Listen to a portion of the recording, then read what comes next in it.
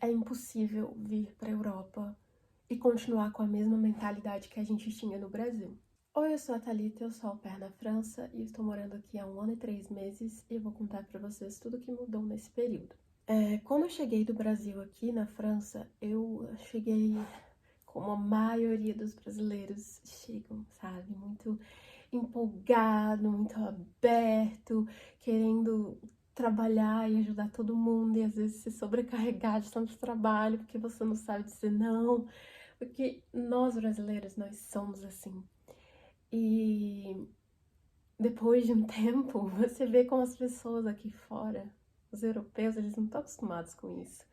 Então eles começam realmente a se aproveitar da gente. E eu não sou só um único caso de pessoa que passou por isso.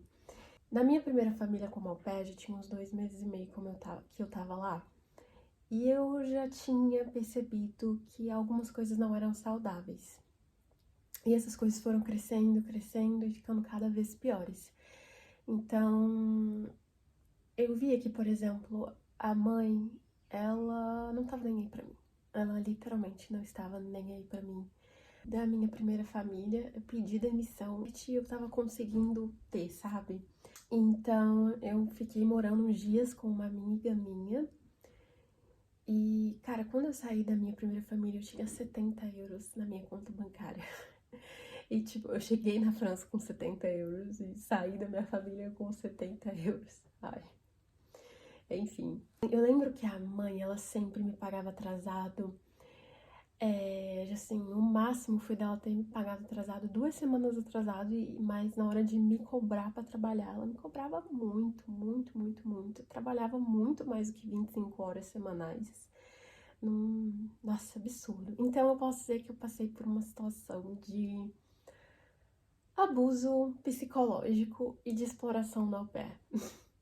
Porque exploração a gente passa bastante, mas abuso psicológico, ele traz efeitos pra gente mais doloridos. Faz a gente duvidar do nosso valor enquanto pessoa. E ter passado por isso me ensinou muita coisa. Depois eu fui trabalhar 1 mês num trabalho temporário e aí eu era housekeeper. Gente, eu tinha que fazer tudo na casa. Era passear o cachorro, fazer comida, limpar a casa, não sei o que. Ele, tipo, muito trabalho. Mas foi um período muito bom, fiz uma grana muito boa. E depois eu voltei pra morar com outra amiga minha por um tempo. E foi aí que eu achei o meu trabalho nos Alpes. Depois... Ai, nossa, gente. Meu trabalho nos Alpes foi simplesmente o melhor da minha vida. Eu amo aquele lugar de todo o meu coração. Eu não tenho absolutamente nada a reclamar da minha família dos Alpes. Eles são os franceses mais maravilhosos que eu conheci na minha vida.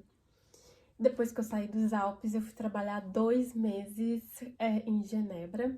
Eu não tive problema nenhum diretamente com a família, mas a gente não era um match. E eu fiquei muito triste com isso, porque eu ganhava um salário muito bom, muito, muito, muito bom. Mas eu não me identificava com a família, eu não me sentia bem perto deles, eu não me sentia au pair, sabe? Eu só conseguia me sentir funcionária deles. Então a gente conversou, foi por um rematch, só que foi um rematch super tranquilo, respeitoso. Eu, inclusive, ajudei a minha host da fronteira a achar outra pessoa que deu super certo lá. E, assim, felizmente achei a família com quem eu estou agora, que eu também não tenho nada a reclamar deles. Então, sim, foram muitas experiências que eu vivi nessa França. Nessa Europa, porque não foi só na França, né? Teve Inglaterra, teve Suíça, teve Holanda que eu passei pela Itália. Não morei, né? Mas, assim, passar nesses países, passei todos eles. Muita coisa mudou, porque é impossível vir para a Europa e continuar com a mesma mentalidade que a gente tinha no Brasil. E a primeira coisa que eu posso falar para vocês que mudou foi a minha relação com dinheiro. Nós brasileiros, nós temos uma tendência a querer comprar para mostrar para os outros que a gente parcela as compras, tipo, a gente não tem dinheiro para comprar aquilo, mas a gente parcela em não sei quantas vezes, paga juros e não sei o quê.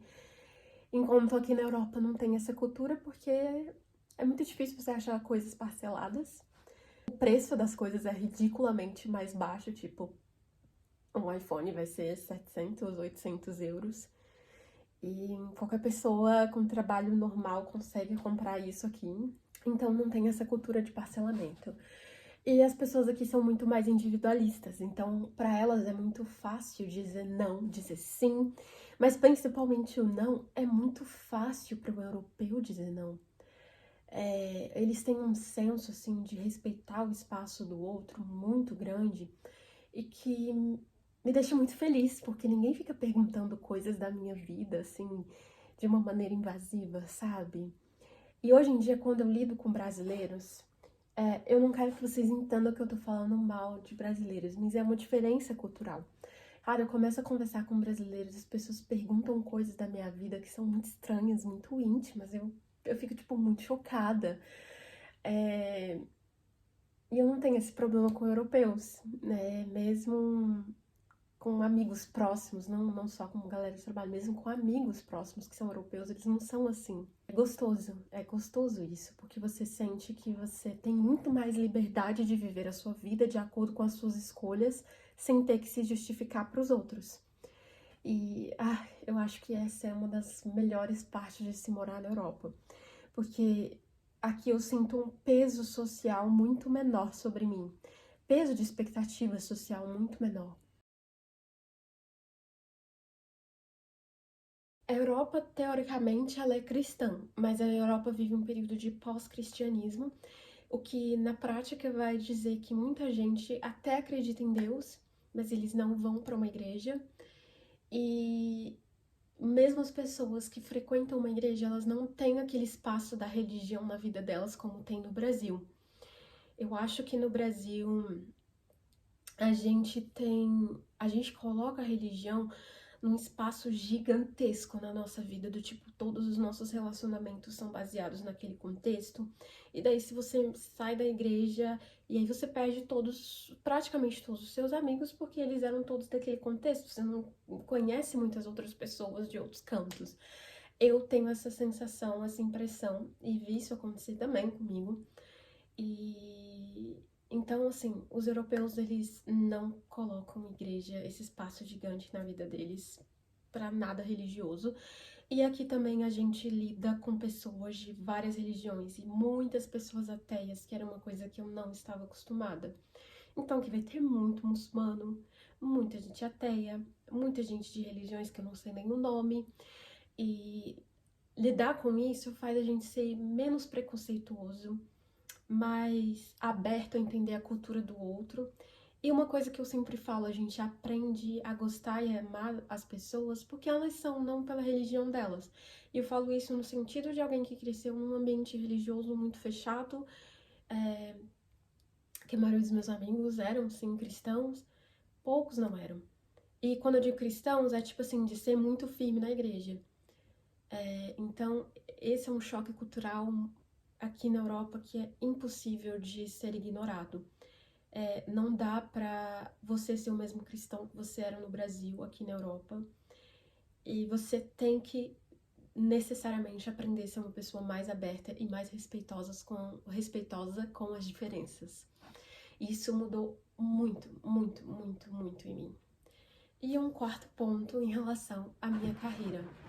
E isso é um pouco difícil de conversar, porque depois que eu cheguei aqui na Europa, eu comecei a me sentir muito perdida em relação ao curso que eu fiz na minha universidade, porque eu sou formada em letras, não é nem letras francês, é letras português, e não tenho certificação, assim, no inglês. Dou aula de inglês, inclusive estou fazendo treinamentos para continuamente estar melhorando o meu inglês, mas a minha formação inicial é no português.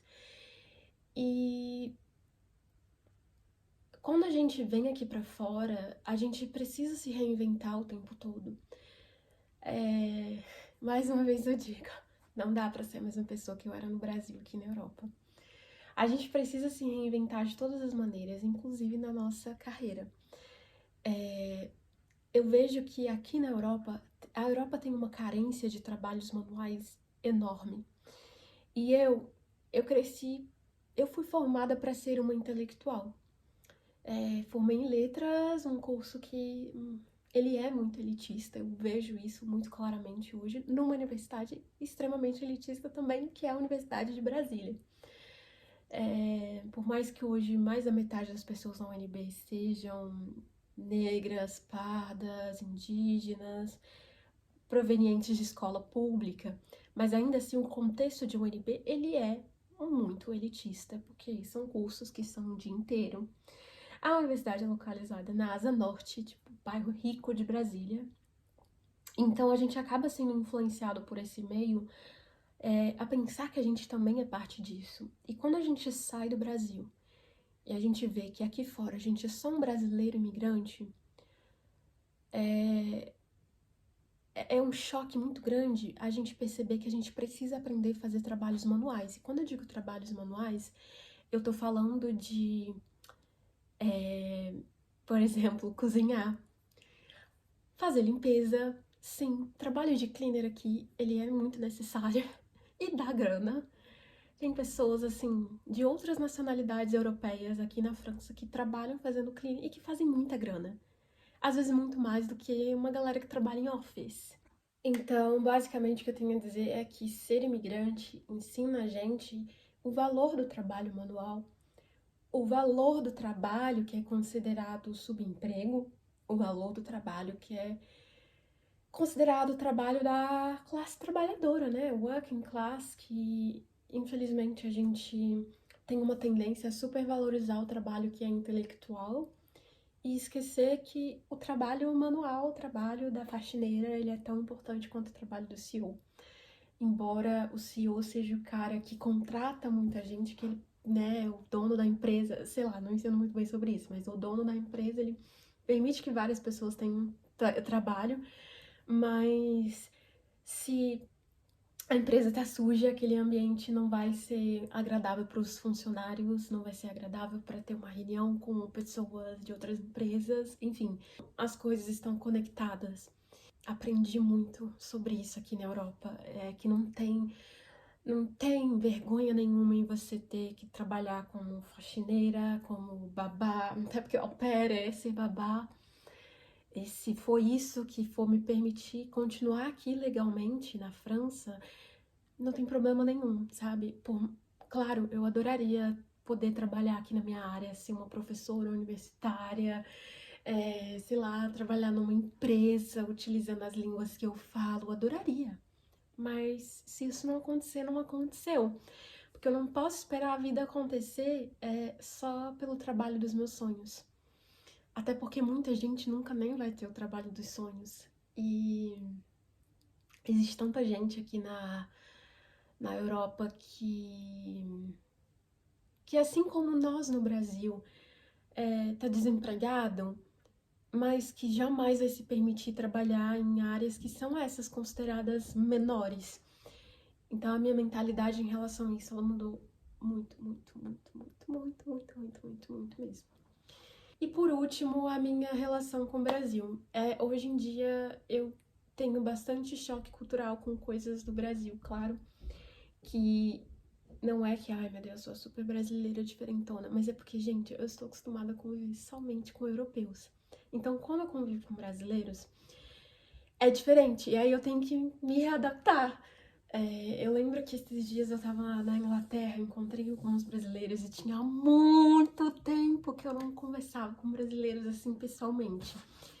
Muito, acho que tinha tipo uns 2 meses que eu não via brasileiro. E aí eu comecei a conversar com eles, assim, tipo, me sentia muito em casa, mas eu percebi que justamente por eu não estar mais acostumada a conversar com brasileiros, eu já falo de um jeito estranho. Eu falo de um jeito que não parece mais tão natural quanto parecia antes, sabe? Nossa, eu não sei explicar. Mas eu também lembro que quando eu tava com meu primo, ele fazia umas coisas, ele tava recém-chegado no Brasil, e ele fazia umas coisas que eu tava assim, meu Deus, séculos que eu não via ninguém fazendo isso. Então, é isso, sabe? O choque, a gente vai mudando, a nossa cultura ela vai mudando bastante quando a gente convive só com europeus. E existem coisas do Brasil que são insubstituíveis, que são muito melhores que aqui na Europa, mas existem coisas na Europa que são muito melhores que no Brasil e que da cultura brasileira. E viver entre esses dois mundos é muito interessante. Então, é basicamente isso, o vídeo de hoje.